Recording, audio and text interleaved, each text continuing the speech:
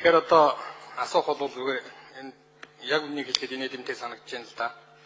Бид нар ерөөсөө дөрөв тэр нэг чуулганы энэ хуралдааны ихэнд тэнд нөхөр гараад нэг энэ бага юм ярьлаа шүү дээ бас. Чингис хаанд энэ зар цуулч гинүү, Чингис хаандын одоо үлдэгдэл ч гинүү, өөрөө өөрийнхөө ярьж байгаа юмдаа итгэхгүй. Тэгэл нэг одоо үл итгэсэн байдалтай нэг юм үлгэн салган юм танилцуулга гэхэд танилцуулга биш. Хилцүүлэг гэхэд хилцүүлэг биш. Тайлан гэхэд тайлан биш. Нэг юм хогийн юм ярьсан л да. Тийм болохоор эндээс бол бид нар нэг асуугаад энэ дотор нэг нь асууж нөгөөдг нь хариулж байгаа юм болж ингэж жүжиг тавиад явах бол шаардлагагүй шиг байна гэж бодож байна. Үндсэндээ өнөөдөр бид нар бол тун тодорхой шүү дээ. Чингис хааны мөнгийг бид нар юунд зарцуулах ёстой вэ гэж.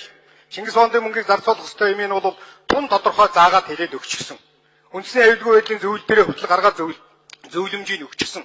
Өнөөдөр тэрийг алинч биелүүлээгүй явж байгаа. Алинч биелүүлээгүй. Тэр үнийг бид нар хэлээд байгаа юм биш. Үндсний аюулгүй байдлын зөвлөлийн тэргүүн бас энийг чинь хэлчихсэн. Одоо энэ цаасан дээр улаасаа биччихсэн энэ протоколоор биччихсэн энэ юмнууд нүртэл байж байна. Ерөөсөө энэ зөвлөмжийг хэрэгжүүлээгүй. Одоо та нар бол үндэсний аюулгүй байдлын зөвлөл их хурлд бол энэнийхээ талаар тайлан гаргаад өгөхөд яг зохистой шаардлагын төвшөнд хангасан тайлангаа бол гаргаж өгч чадваргүй засгийн газар байна. Чадахчгүй юм байна. Тийм учраас бол ерөнхий сайд их имзэглэж байна лээ. Төрөөн тэр намын бүлгийн дүгнэлтэнд маш их имзэглэж байна лээ. Үнэн үг хэлэхээр хүн их имзэглэдэг байхгүй. Ер нь бол дотор нь байгаа гол юм ин олоод бид нар яг нэг 100 тонны хийдэг үгээр хэлчихээр бол дотроо их имзэглэж явж байна. Хэрэггүй гэж имзэглэж. Ер нь бол үний имийг сонсож сур. Би таныг дандаа хэлж байгаа. 90-ад оноос хойш бүх ерөнхий сайд нар дотор бол хамгийн худалч нь та. Тэгээд энэ шин дагаад танай засгийн газрынхан бүгдөө худалч болсон. Бүгдөө худалч болсон.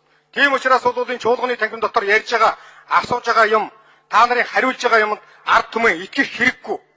Яагаад гэвэл эдгээр бүгдөө худалчуд учраас итгэх хэрэггүй гэж би хэлж байгаа.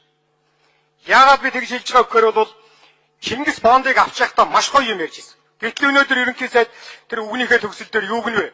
Одоо толгоогоо уралдуулж хідүүлэн бодъё. Яаж төлөх вэ? Энэ дээр л нэг мэрэгэн ухаан олохгүй бол болохоо байлаа гэж.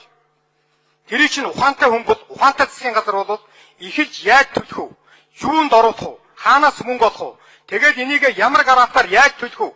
Гэдгийг тооцчоод тэгээд тэр хөрөнгөө зовх юмд оруулах ёстой.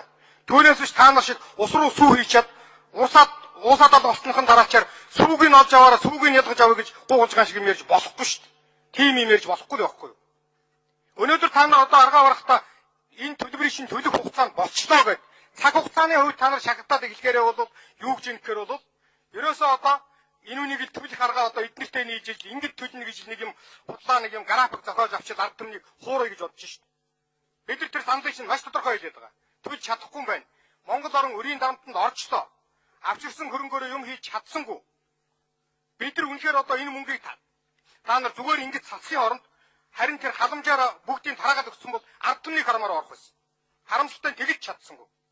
Тийм учраас бол өнөөдөр энээс хойш түүнээс цааш энэ нэг энэ ерөнхий сайдын мэдээлэлд нэг юм дэмий юм сонсоод тэгээс үүд нь эндээс нэг баахан худлаа юм сонсдог ийм юм аа бол энэ дэгнээсээ хасчуул харах юм гэж би бодож байгаа. Ер нь бол эндээс бол асуух юм байхгүй. Надад бол асуулт байхгүй.